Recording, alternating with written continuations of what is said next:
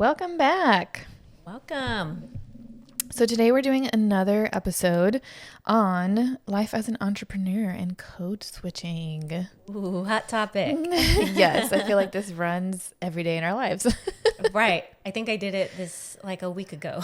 Oh my gosh. I honestly, sometimes I forget and I then catch myself code switching. I'm like, wait, I didn't actually want to do that. I'm just so used to doing it. Yeah, right. Yeah, I mean, I definitely consider myself a Latina entrepreneur. I think when people look at me, I'm pretty sure I present as, sometimes people think I'm like Middle Eastern, but for the most part, Latina. Yeah, same. I always get Egyptian. I think we're Egyptian sisters in the past. Yeah, I haven't traveled to that life yet, but I'm excited to do it. We will. We don't have to code switch either. I love it. Okay, so let's dive in and I guess let's give a brief background because I know we've done it on other episodes in the past. Yeah. But on how you became an entrepreneur and why you decided this path. Yeah, well, I became an entrepreneur because I wanted to find a way where I can still be at home and have a schedule that had some flexibility so that I can still be a mother to my children. And I didn't know at the time, but entrepreneurship is really hard. Yeah. I think I started out dibble-dabbling with like the MLMs. And then I was like, I kind of like this. Clearly, I'm not part of any MLM anymore. But I think that for me, it was like also allowing that freedom for myself and also being able to play in the things that I really enjoy. And yeah, I wanted to be powerful, and I felt like being an entrepreneur allows me to step up for myself, for my family, and have a business with purpose that creates change. So that is like really one of the biggest things. I would say the biggest is probably the freedom that I really wanted to find within my schedule. So I can be a mother to my children. Nice. Yeah, I love that. For the longest, I had the bug of entrepreneurship, but I never really did anything with it until late in my life. Well, no, I'm not that old. Girl, stop. Late. Right before I turned 30 was when I was like, okay, I kind of am digging. I'm like, I had been in corporate. I'm kind of over this. Like, it's great. I saw myself. I really wanted to be like COO or in the C-suite or something. And I think afterwards, just the environment just became so toxic and they literally ruled my entire life. Like I was always working and that was my priority, which probably shouldn't have been, but that's fine. It got me to where I am today. So when I finally left just a few years ago, I finally left corporate a year and a half ago, I think. And yeah, for running our own business. And now having been an entrepreneur for like a year and a half and doing my own schedule, I'm like, man, I don't think I can go back because the freedom alone, and we have 2 dogs. So I get to I wake up, I'll do my morning things, walk them, and then go do my work stuff. And then I come back because they're just so needy and I have to take care of them. And in a corporate career, I don't think I'd be able to do that and be home and cook for when Chris gets home. So yeah, I think the freedom of choice and my own schedule was definitely now something that I'm like, oh, I don't think I can give that up anymore. Right. Yeah. I think one of the things that I've realized is even though it sounds like, ooh, that sounds glamorous, your own schedule, you can make it. But no, you gotta be really good at multitasking. Yes. And also disciplined because as much as you can have a free schedule, there's still like a discipline that goes in it. So I just wanted to give that disclaimer out there. Yeah. We're not lollygagging just at the beach chilling all day. Right. Yeah. Although there are days that I would love to do that. Yeah, I feel that. When did you first realize or in your introduction to code switching? I know a lot of people don't know that term. Yeah. So do you want to explain that really quick? Yes. So I don't know the dictionary definition of it, but essentially code switching is when you change how you speak from your normal, this podcast is definitely more us being informal and kind of our everyday speak. But if I'm in a corporate setting or in a setting with a bunch of men, then I'm going to change how I talk. And I change the words that I use. I definitely change my tone of voice for sure. the pace at which I'm speaking at, whether it's slow or fast.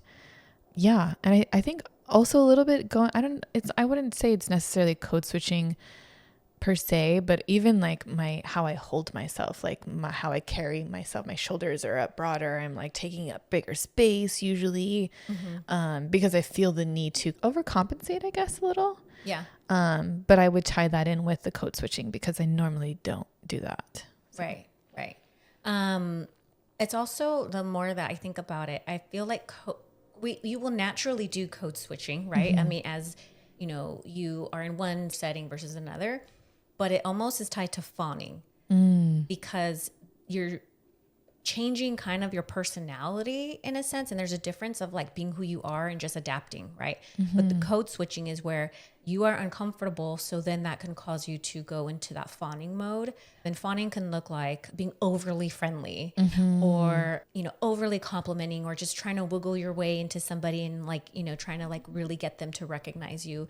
And now you're changing like the way you talk and the way you speak and, you know, your personality in a sense. So I feel like code switching was something that I definitely learned probably when I was going to college, for sure. Yeah. I kind of feel that I learned it early on simply because I was exposed to my parents' business so young that like when and obviously they're Latino and they were working in aerospace. So predominantly white, predominantly male space. And so having to learn how to like navigate that arena at a young age, I think, and then also like me carrying it onto like my adulthood, working in corporate, which is a lot of the same. So yeah, I feel like I learned it really early on. Right.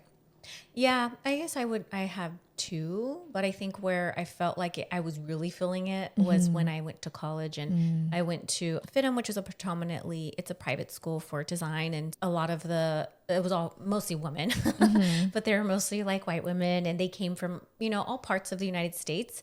They were also younger than me because I started there, you know, I mean, I started college when I was like 21. I was starting to go to community college.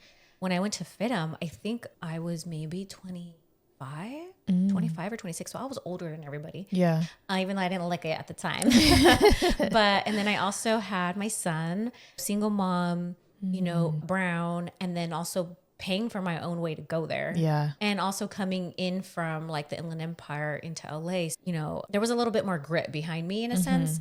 But I remember just being like, whoa, ooh, who are these? They talk different. Yeah. They were like, they look at you like, what are you doing here? And, you know, there was just a level of like I was just uncomfortable. Even with the teachers, I felt like I had to work harder. So then I would try to be friendlier to the teachers and like, you know, just really try to be recognized. And so I felt like that was one of the spaces where, you know, I was feeling very uncomfortable with allowing me just to be me. And I'm like, oh, maybe I should change my clothes. Like maybe I should do my hair differently just so I can adapt and fit in.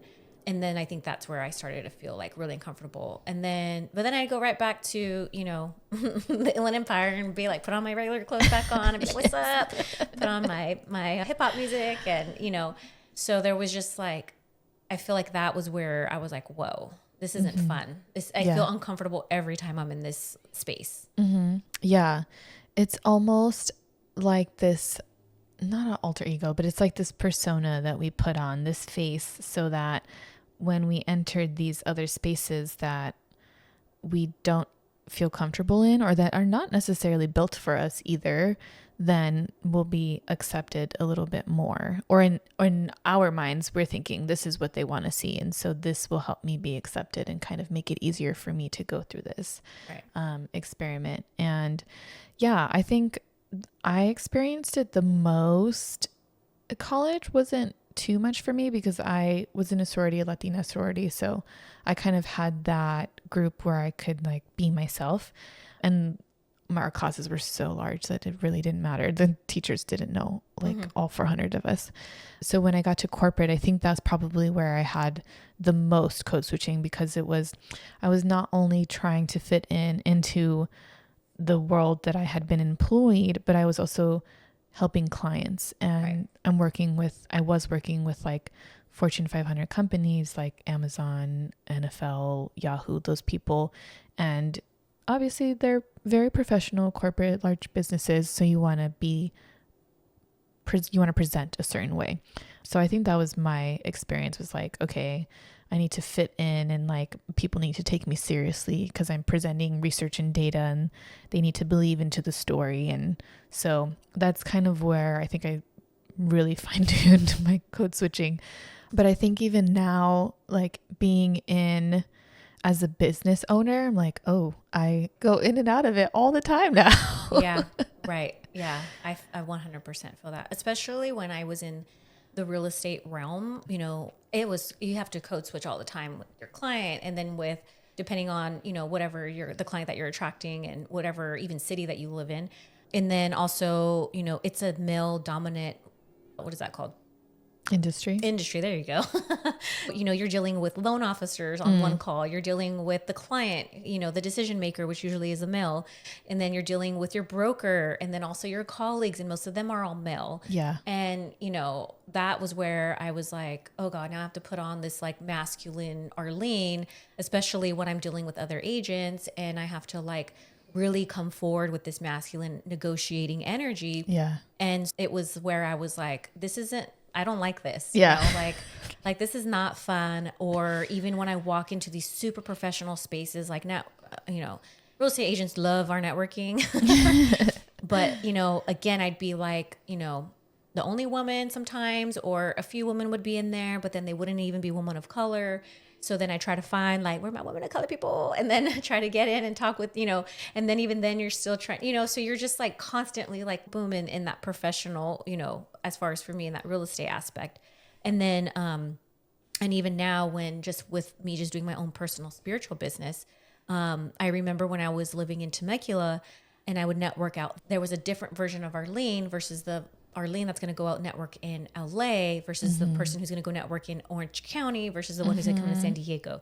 And at some point I was like, I am just so tired of this. Yes. Like I got to put on this hat, take off that hat. I'll put on this hat, but on like almost personalities, you know? And that's where I just got really like, this is exhausting. I don't need to be doing this anymore. Like I am who I am, and you can get over it. You don't have to do business with me if you don't want to. Yes. I think it's hard also as a business owner to be like, I'm just not going to care, and I'm just going to be me in all variations, because like at the end of the day, it does kind of affect our wallet. Like if the client, if somebody comes in and they don't happen, and this happens at the coffee shop, y'all, like people will come in, I'll tell them a story about us and why we started in coffee, what we like to do that's different. And we're a dairy-free business. And the moment that I say that we're a dairy-free business, I've had a handful of people be like, okay, I'm leaving. And I'm like, oh, it hurts so much. But I'm like, well, this is what it is. Like, this is how we stay true to our authentic selves, because we're dairy-free because most of the people we serve are people of color who are naturally lactose intolerant. So I'm like, that's just how it is. And I don't want to take that back. So yeah, I think it's like not necessarily code switching, but I'm like, man, if I had just sold it a different way, maybe I would have kept that client. But at the end of the day, it's like, then is it really me? And is it really my business? Like if I'm out here trying to fit into what they want. Right. Yeah. I think also code switching, I think it's like kind of for us probably twofold, because we're Latina and because we're women. Like it just takes a different toll.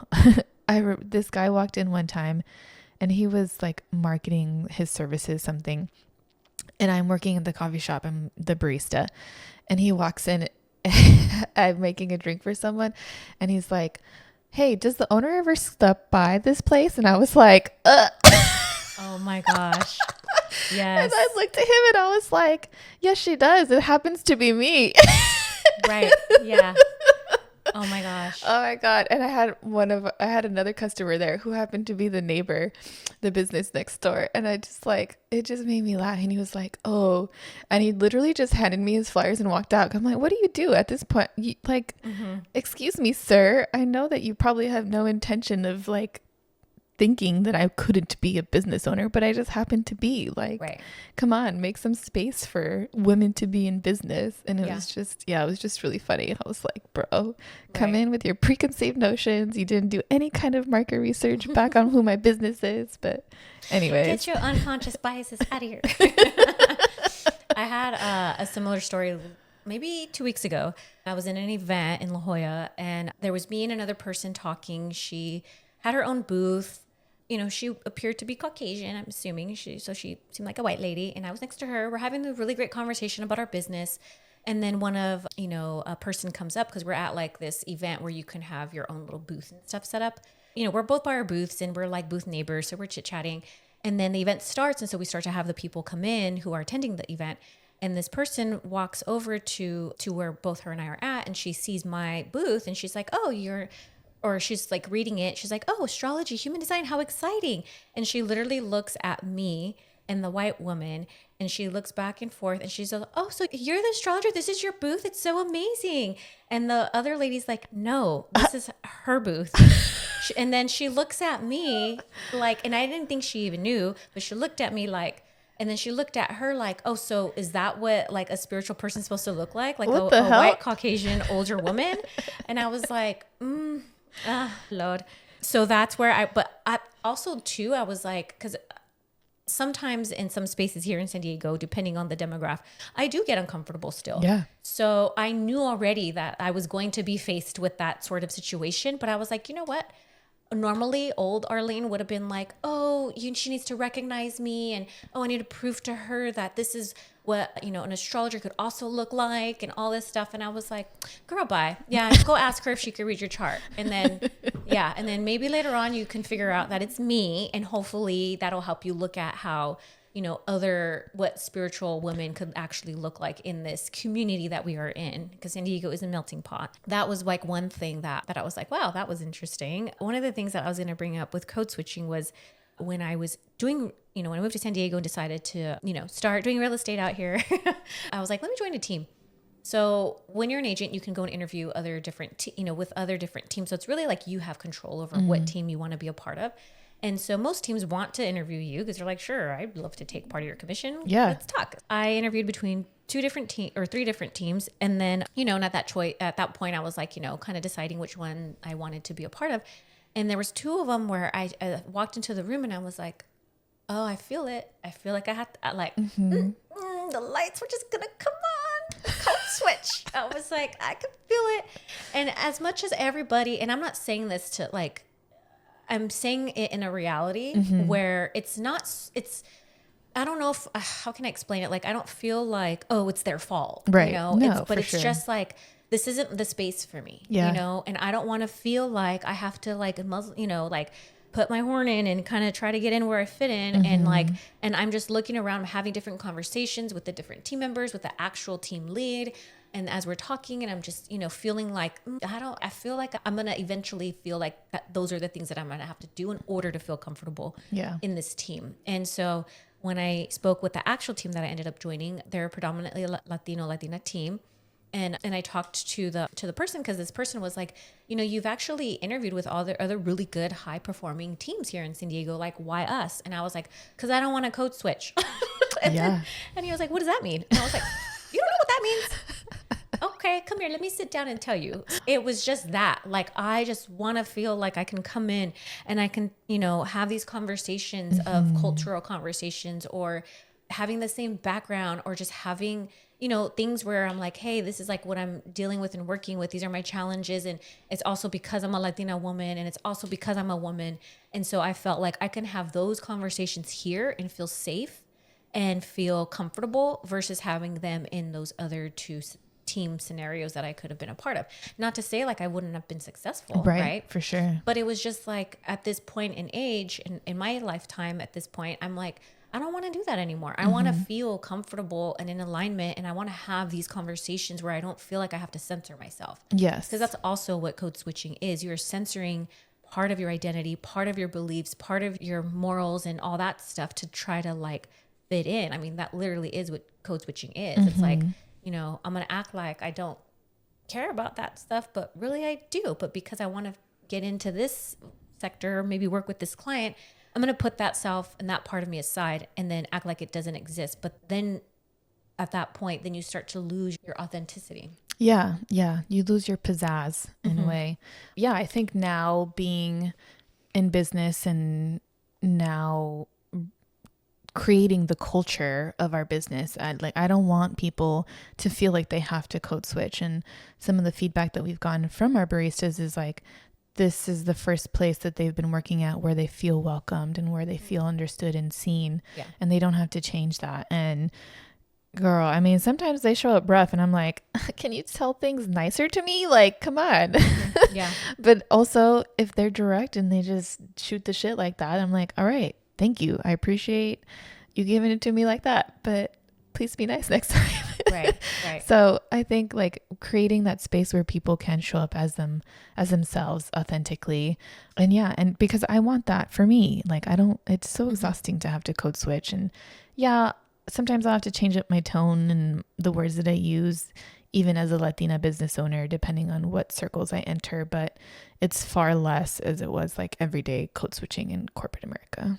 Right. Yeah, that is one of the things about owning your own business is you can go to these various networking events and feel like, you know, you can have these networks and these communities that you're a part of and you feel like you can be authentically who you are without having to put the switch on. So I feel like that's something important. And also diversity and inclusion. I feel like, you know, the more we have that in our realms, in work life, in networking life, in different business professionals, then the less likely the code switching is going to happen because it's going to be a melting pot and you're going to be able to feel like, oh, you know, I can connect with this person on A, B, C, and D, and I don't have to switch certain aspects that are really my core identity or values or whatever.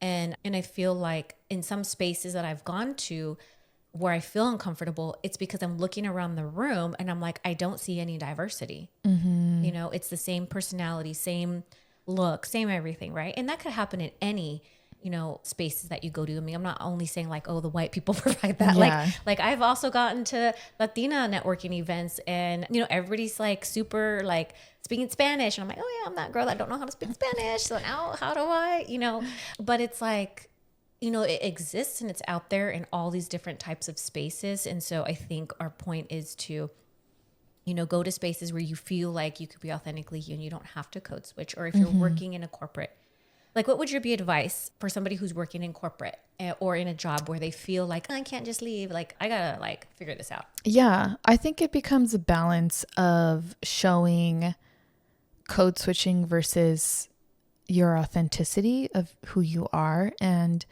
I think I was starting to get there towards the end of my corporate career before I left, where obviously I knew I had to be like customer facing, helping people, and had a certain type of presentation about me. But I also managed to kind of show up as myself, maybe a little bit less full of myself, but in some way I was showing up a little bit like me, how I would in everyday life. So I think it's just about finding the balance that works for you.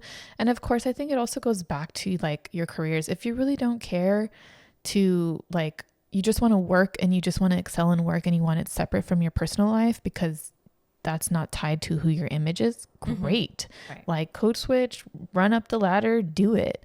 But if you want to have that balance where it's like you're spending most of your life working and you want to be accepted as who you are in that area, then, you know, really try to find the balance between like maybe code switching, or maybe you don't code switch. Maybe you just find a form of yourself in your form that fits in this space. I mean, just know there's going to be a little bit of pushback because of how corporate America is, but you can totally do it.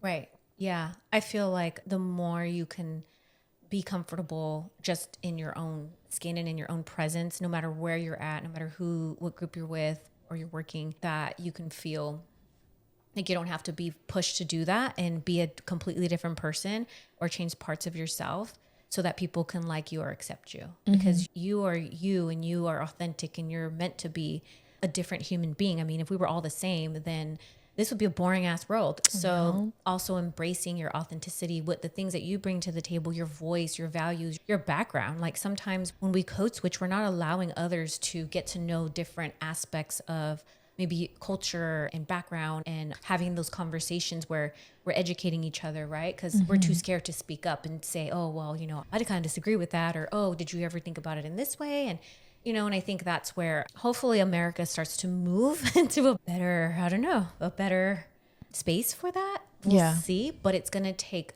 us, the ones who are not forced to code switch, but feel where you have to in order to feel comfortable and fit in, or to even move up the ladder. Fortunately, it's usually people of color. It's usually women, or it's, the LGBTQ community, it's like all of the marginalized communities are usually the ones who have to code switch. So it's also being aware of when you're doing that, and also being like, but I don't want to do that today. I'm over it. Or I'm going to, like what Valerie said, I'm going to keep code switching up that ladder. And then when I make up that ladder, we're going to change things from the bottom down. Yeah. So as an entrepreneur, making sure that you provide that culture and that space where people feel safe and welcome to be their authentic selves, within reason, obviously. But yeah, making sure that people don't have to code switch around you if they don't have to. Right. Yeah. So I hope that this conversation maybe helped you, just kind of understand maybe what code switching is if you've never heard of it. If there's anything that you want to contribute to this conversation, please feel free to, reach out, let us know. And yeah, I think we can dive deeper into some of these harder topics, because these aren't topics that are fun for us to talk about sometimes or easy. We are sharing parts of ourselves, but at the same time, we know like we're not the only ones feeling this. Yeah. I think quickly, just like one thing that I am thinking about right now is there was this video clip. I can't remember where I saw it. I think it was like a news show, like a Bill Maher type of thing. And one of the guests was saying, if you look for sexism, you will find it. If you look for racism, you will find it. And so similar to this code switching thing, like if you look for spaces and experiences where you need to do this, you will find it.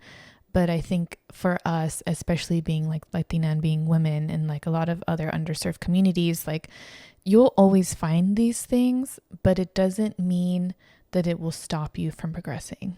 Yes. So like we are talking about these things, but also don't use it as a crutch. Like let's not play victim. Like we can use these things to our advantage and we can still excel. Or if you don't want to code switch, fuck it.